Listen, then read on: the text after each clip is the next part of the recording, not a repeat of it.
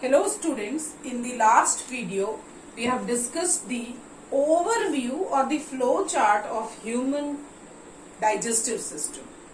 We have discussed the two important parts of the human digestive system, that is a place where digestion would take place and the enzyme releasing glands which are important for the process of digestion inside the human body. Today we would discuss it in the elaborated form, that what are the parts of human digestive system and where digestion takes place of what substances. So we have discussed that human digestive system occurs, or the digestion process occurs, in a long muscular tube that is called alimentary canal. So the first part of alimentary canal is what? Buccal cavity, or it is also known as oral cavity. Buccal cavity or oral cavity.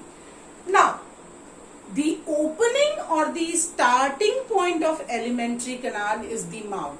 We discussed it is a long muscular pipe which extends from mouth to anus, and whole digestion and absorption process takes place in between these mouth and anus part. So we can say the opening point of this buccal cavity is mouth. So what is buccal cavity? The cavity which is enclosed inside our mouth is known as buccal cavity. Now we can say, or we can have a diagram here like this.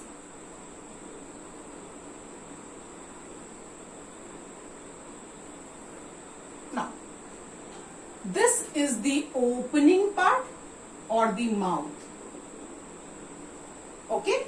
So we take in nutrients or eat something through this pore, and the cavity which is present or enclosed here is known as the buccal cavity. Okay. And just above the mouth there are nostrils, which we would discuss in the respiration process. Through the nostrils we take in air or give out air, and through the mouth we take in food. So this is your oral cavity. And we can write the cavity enclosed in the or enclosed by the teeth and tongue. So the cavity which is enclosed by the teeth and tongue is known as buccal cavity. And we discussed that these are two accessory organs. They are accessory organs for digestion. They would help in digestion. Now, what all occurs here?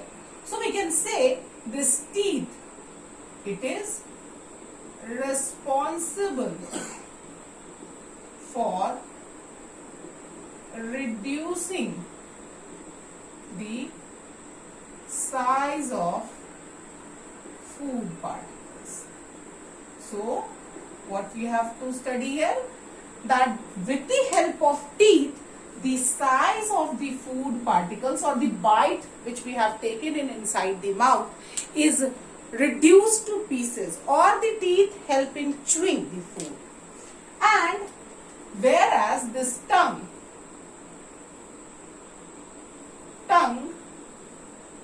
helps in mixing of saliva with the chewed food.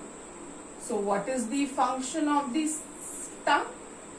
Tongue plays two important functions. First function is, as we discussed, that in the buccal cavity there is 3 pairs of salivary glands which secretes saliva. Now this saliva is important for lubricating the food particles as well as killing the microbes present in the food particles. So, this tongue would help that saliva to mix with the chewed food, and hence we can say the second function of tongue is what? It is also responsible for detection of taste. Okay, it is also responsible for the detection of taste due to presence of taste buds.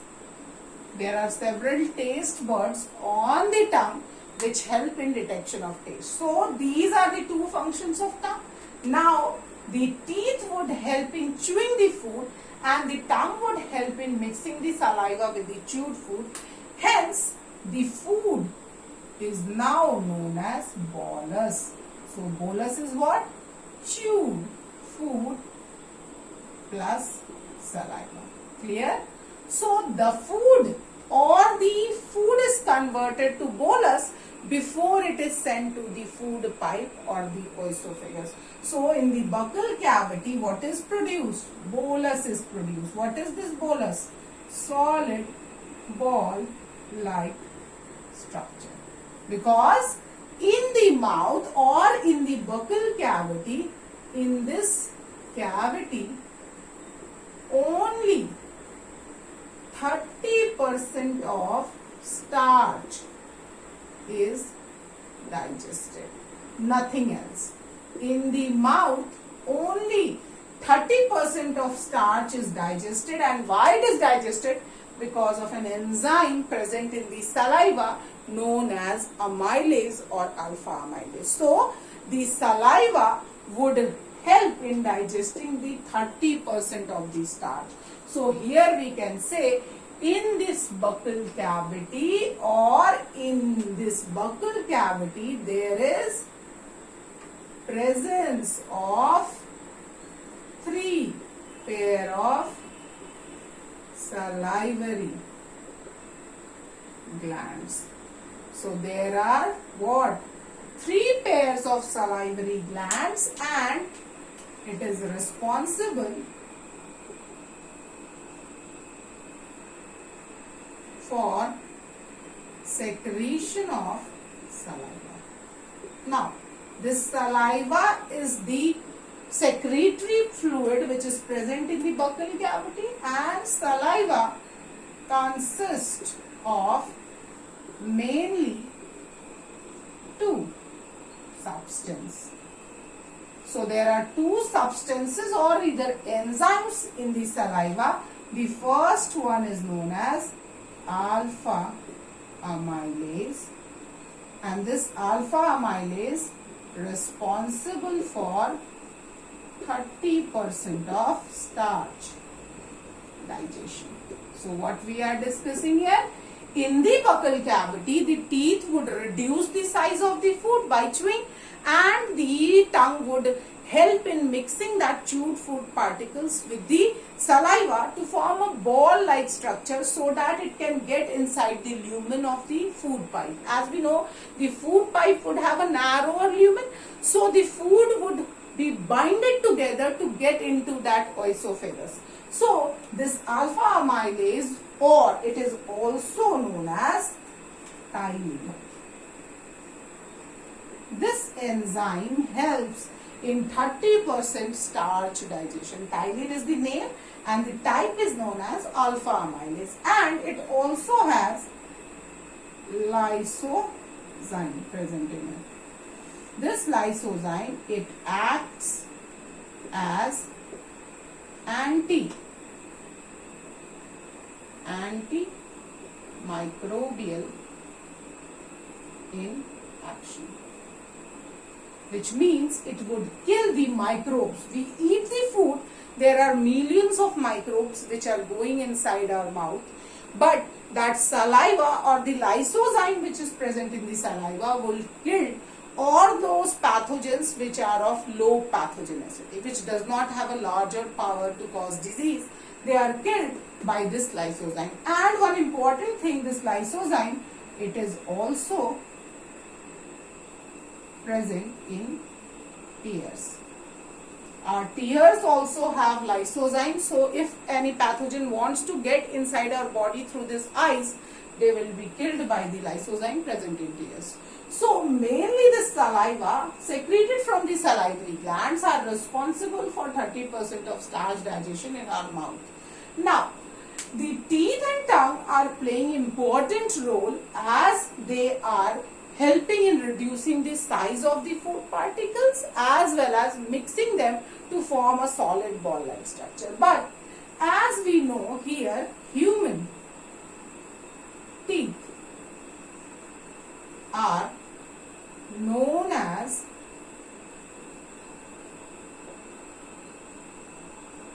heterodont. What?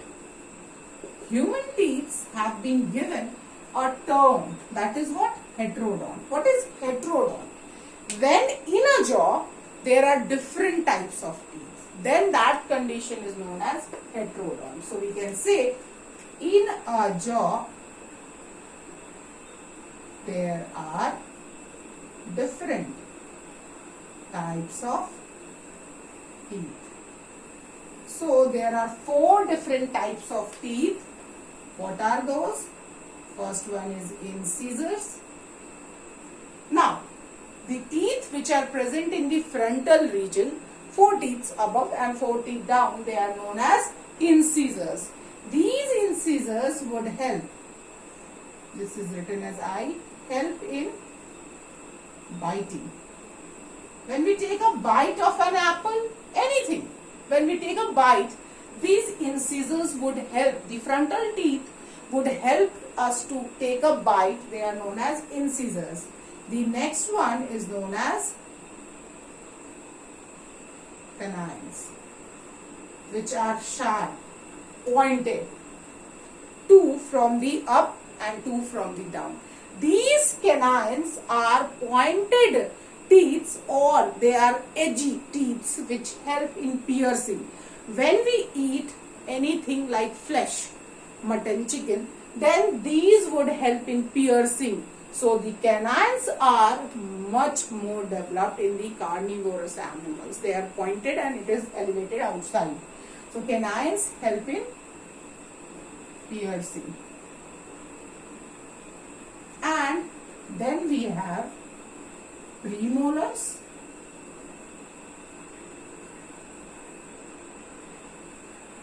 and lastly we have molars. So these premolars and molars together help in chewing. They do similar functions. What? So we can say here these canines and incisors as well as premolars and molars are present in a jaw. So there are different types of teeth in a single jaw, hence it is known as, or that property is given in term as heterodont. So we can say these are helping in biting, these piercing, and they both are functioning as chewing. That's why in the case of child, as we know they have 20 teeth, they do not have these molars. So the function of molar can be performed by premolars. Hence here we can say, now here we can say that humans have teeth in 2 cycles, or human teeth appear in 2 cycles. First teeth which appears is known as milk teeth or temporary teeth. That is seen in the case of childs. Child would have these milk teeth. They are 20 in number. So they won't have these molars. Hence these milk teeth are being replaced by adult teeth, which is also known as permanent teeth. Because once these teeth are lost, no more teeth would appear in the case of humans. So milk teeth would be shed off and would be replaced by these adult teeth, This number is 32. So we can represent these teeth as well as different types of teeth by dental formula. So the dental formula in child is 2120 by 2120, and in adult it is 2123 by 2123. Now we have to notice that this is the dental formula of half jaw. As we know, humans can be divided into two equal halves by a single plane of axis. We are bilaterally symmetrical. Hence, this is the half jaws formula. So how it is represented? Incisors 2 one side, canines 1 and premolars 2 on the one side, on above side 1. So we can multiply this with 2 and 2 and we would get here 20 and here 32 teeth. So this formula can be represented as ICPM by M, and similarly ICPM. That is incisors 2, canines 1, premolars 2 and molars 0 in case of child. So this dental formula is important to calculate the total number of teeth present in the case of child as well as in the case of adult. So we have discussed the human teeth can be known as heterodont because of this property. They are different types. Here we can give a term called diphyodont. Human teeth are also known as diphyodont because di means 2 and phyodont means life cycle. So the teeth would appear 2 times in a life. First is temporary teeth or milk teeth, which is shed off and is replaced by the adult teeth or the permanent teeth. This property is known as diphyodont, and as we said, here we can say this is the oral cavity and this is the nasal cavity or nasal chamber. This both chamber would open into a common opening. This is known as pharynx. So what is pharynx? Common passage of food as well as air. So the air would also pass through this pharynx and the food which is taken in by the mouth would also go in the pharynx. So these are the points that we have to discuss in the buccal cavity. What is occurring in the buccal cavity? Buccal cavity is having 2 accessory organs, a teeth and tongue. Teeth would help in reducing the size of the food particles. Tongue would help those food particles or the chewed food particles to bind together with the help of the saliva and become a ball-like structure which is called bolus. And on the basis of digestion or chemical digestion, we would see only due to salivary glands present in the buccal cavity, 30% of the starch, or only carbohydrate digestion, that also 30% occurs in the buccal cavity, and rest all digestion starts from the stomach. This we will discuss in the next video. Thank you.